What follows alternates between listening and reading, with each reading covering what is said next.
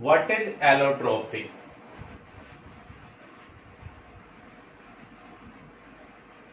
The phenomenon of existence of an element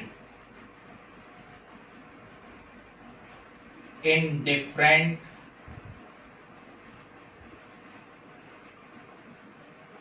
physical form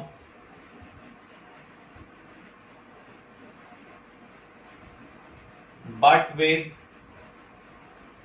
same chemical properties. अगर कोई substance different physical form में exist करता है जिनकी केमिकल प्रॉपर्टीज सेम है, उस फिनोमेनन को हम क्या कहेंगे? एलोट्रोपी।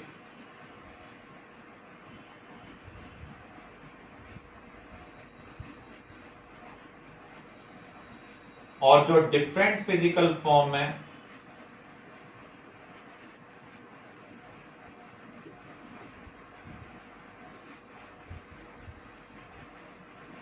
उन्हें हम बोलते हैं एलोट्रोप्स। फॉर एग्जाम्पल, कार्बन के लिए ग्रेफाइट, डायमंड,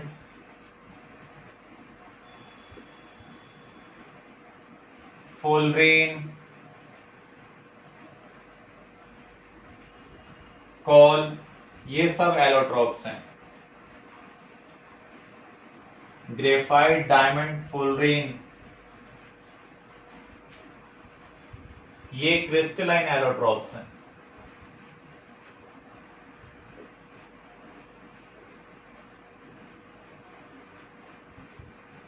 क्रिस्टलाइन एलोट्रोप्स क्या होते हैं या क्रिस्टलाइन सब्सटेंस क्या होते हैं? जहां पर पार्टिकल्स एक फिक्स पैटर्न के अंदर प्रेजेंट हो और ये पैटर्न कंप्लीट सॉलिड के अंदर रिपीट हो।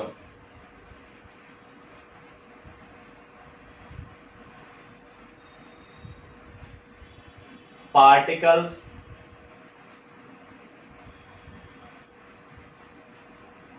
arranged in fixed pattern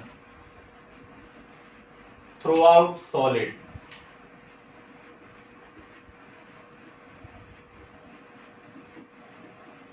तो उन्हें हम कहेंगे क्रिस्टलाइन। जहां पर कोई फिक्स पैटर्न नहीं होता है उन्हें हम क्या बोलते हैं? अमोर्फस। तो कोल के अंदर कार्बन का कोई फिक्स पैटर्न नहीं है, वो स्पेस में कैसे अरेंज्ड है, तो उसे हम क्या कहेंगे? Amorphous allotrope. तो यहां पर हम सबसे पहले स्टडी करेंगे डायमंड को। In diamond carbon attached to 4 other carbon in tetrahedral pattern.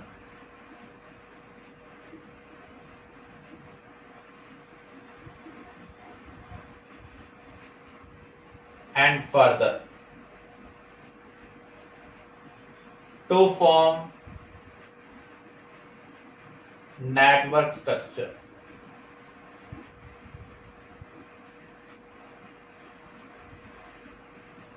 Diamond में एक कार्बन 4 कार्बन के साथ अटैच्ड है टेट्राहेड्रल पैटर्न में।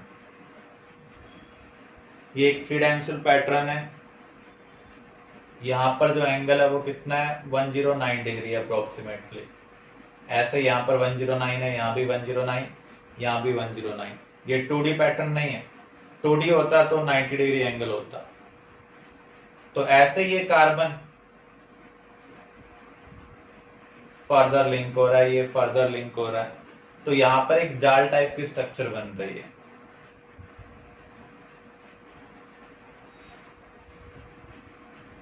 Due to 3D network structure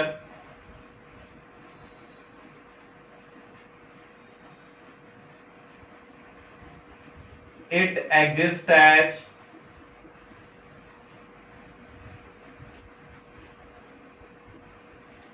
rigid solid. Rigid का मीनिंग होता है वेरी हार्ड। तो नेटवर्क स्ट्रक्चर की वजह से ऊपर वाले जो कार्बन है उनको हम फर्दर शिफ्ट नहीं कर सकते हैं, क्योंकि यहां पर जो कार्बन कार्बन बॉन्ड है वो क्या है, स्ट्रॉन्गर है। ये कार्बन कार्बन बॉन्ड क्या है, स्ट्रॉन्गर है।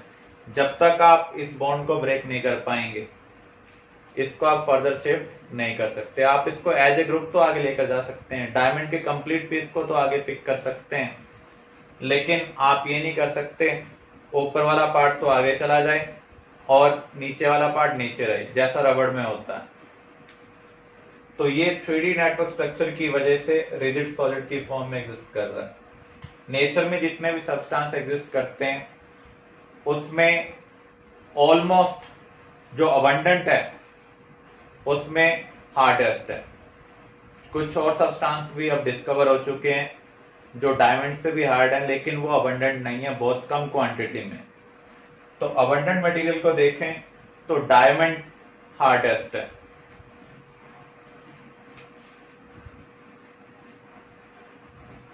It do not conduct electricity.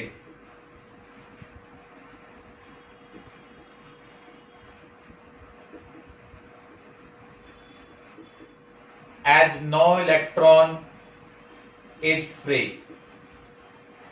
Carbon के पास 4 इलेक्ट्रॉन है, चारों के चारों इलेक्ट्रॉन बॉन्डिंग में इन्वॉल्व हो रहे हैं, तो यहां पर कोई भी इलेक्ट्रॉन फ्री नहीं है, इसलिए डायमंड इलेक्ट्रिसिटी को कंडक्ट नहीं करता है।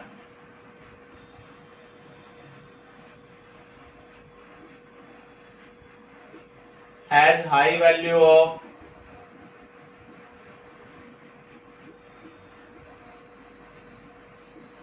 Refractive index.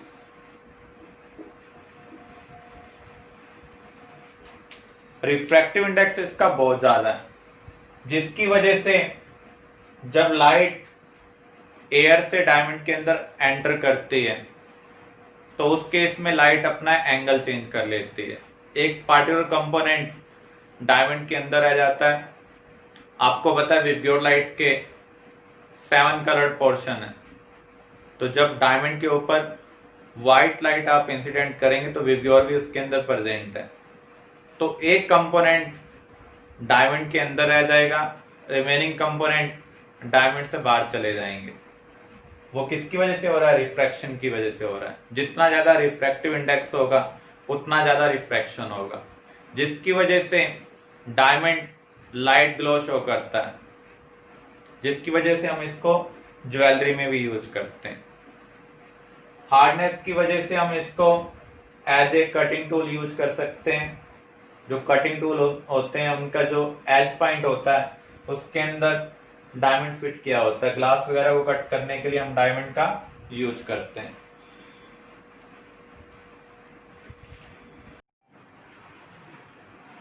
नेक्स्ट एलोट्रोप हम कवर कर रहे हैं graphite. In graphite carbon connected to 3 other carbon form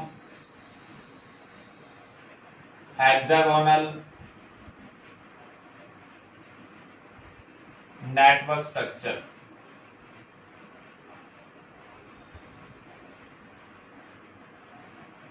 means ये 2D स्ट्रक्चर बना रहा है,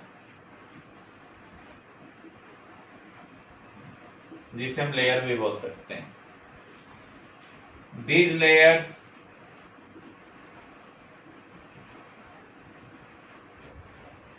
loosely bind to each other by weak van der Waals forces। van der Waals forces क्या होते हैं? आपने आयनिक बॉन्ड के बारे में पढ़ा, कोवलेंट बॉन्ड के बारे में पढ़ा। वो रियल में कोई बॉन्ड है। अगर मैं अपने हैंड को यहां पर प्लेस करता हूं तो ये सरफेस मेरे हैंड को अट्रैक्ट कर रहा है एक फोर्स के थ्रू। उस फोर्स को हम क्या बोलते हैं, वैन डर वाल्स फोर्स। ये फिजिकल कांटेक्ट की वजह से बनता है, जब दो चीजें एक दूसरे को अप्रोच करती हैं। तो जब दो लेयर एक दूसरे के क्लोज हों तो उस केस में वो एक दूसरे से बाइंड हो जाएंगी by weak van der Waals forces. Due to this graphite is soft. अगर हम ग्रेफाइट के स्ट्रक्चर को देखें, यहां पर एक कार्बन फ्री अदर कार्बन के साथ बाइंड हो रहा है,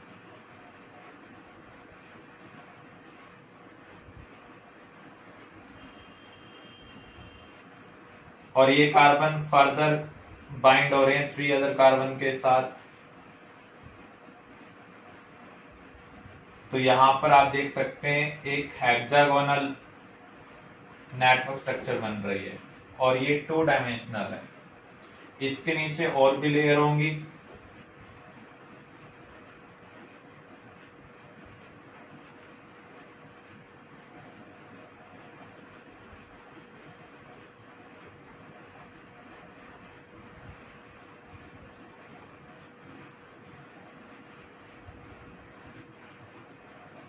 तो इन लेयर के बीच में जो फोर्स ऑफ अट्रैक्शन है उसे हम क्या कह रहे हैं, weak van der Waals forces.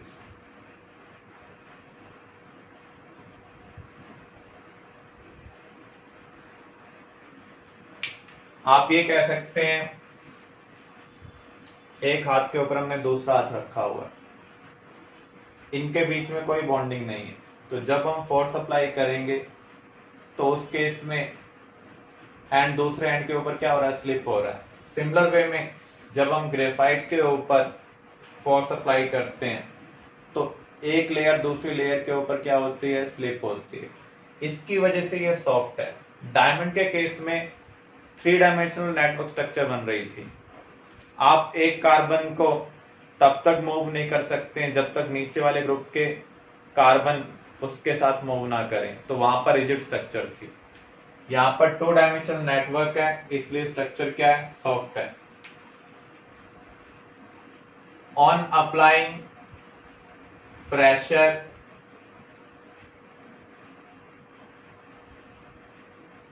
one layer slip over other due to weak forces between layers, so it is used as lubricant। इस प्रॉपर्टी की वजह से हम ग्रेफाइट को एज ए लुब्रिकेंट भी यूज कर सकते हैं। Graphite is good conductor of electricity. जो भी हम पेंसिल सेल यूज करते हैं उसके अंदर जो इलेक्ट्रोड होता है वहां पर हम ग्रेफाइट का यूज करते हैं।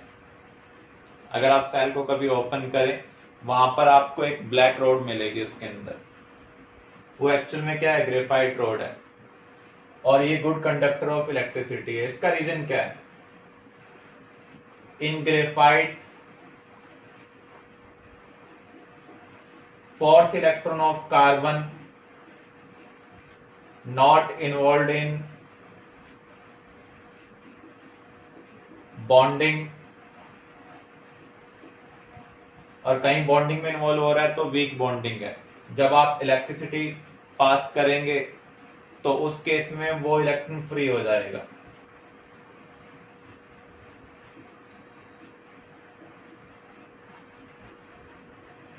अगर किसी के पास फ्री आयंस है या फिर फ्री इलेक्ट्रॉन्स हैं तो वो क्या होगा, गुड कंडक्टर ऑफ इलेक्ट्रिसिटी होगा। So it is good conductor of electricity.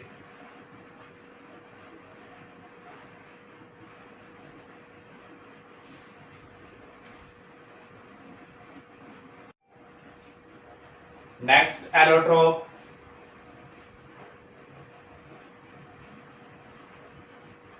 बकमिनिस्टर fullerene. Fullerene में बहुत सारे कॉम्बिनेशन हो सकते हैं, जिसकी हम बात कर रहे हैं उसमें कितने कार्बन है, 60 कार्बन है। जबकि ग्रेफाइट डायमंड के अंदर कार्बन फिक्स नहीं है, नेटवर्क कितना ही बड़ा हो सकता है, वो डिपेंड करेगा आप कितना बड़ा पीस ले रहे हैं। लेकिन यहां पर ये फिक्स है, अगर फुलरिन की टाइप चेंज होगी तो नंबर ऑफ कार्बन चेंज होंगे। इसकी जो स्ट्रक्चर है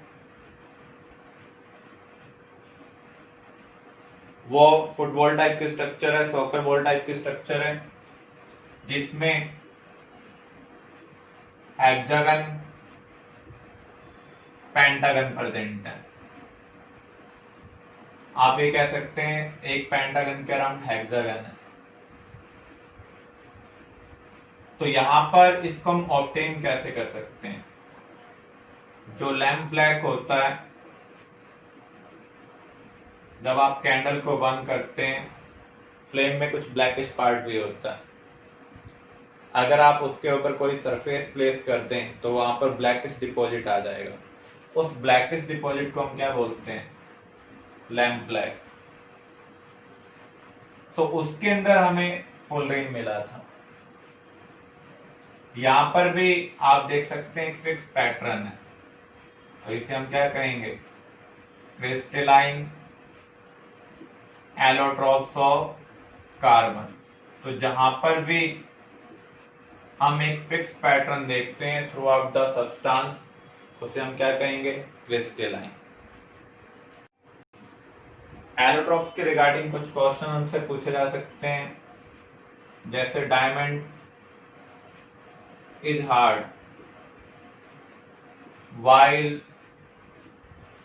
graphite is soft। तो इसका रीजन हम क्या देंगे? यहां पर 3 डायमेंशनल नेटवर्क स्ट्रक्चर है।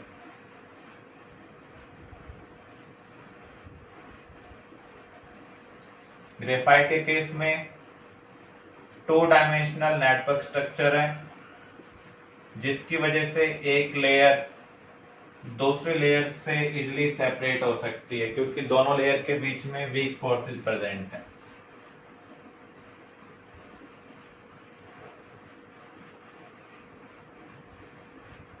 Diamond used in jewellery.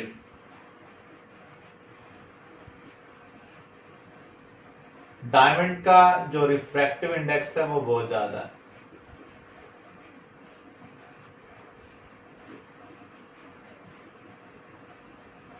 इसकी वजह से लाइट इसके अंदर ग्लो करती है।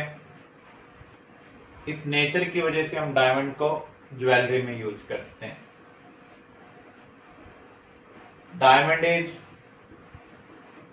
इंसुलेटर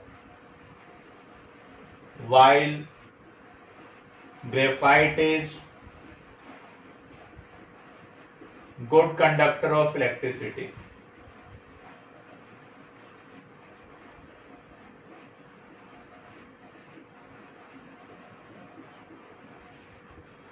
डायमंड में कार्बन के सभी इलेक्ट्रॉन बॉन्डिंग में इन्वॉल्व है, कोई इलेक्ट्रॉन फ्री नहीं है। All electrons of carbon in diamond involve in bonding।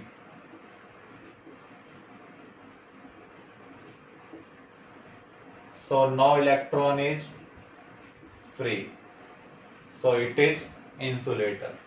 Graphite के केस में 4th इलेक्ट्रॉन बॉन्डिंग में इन्वॉल्व नहीं है।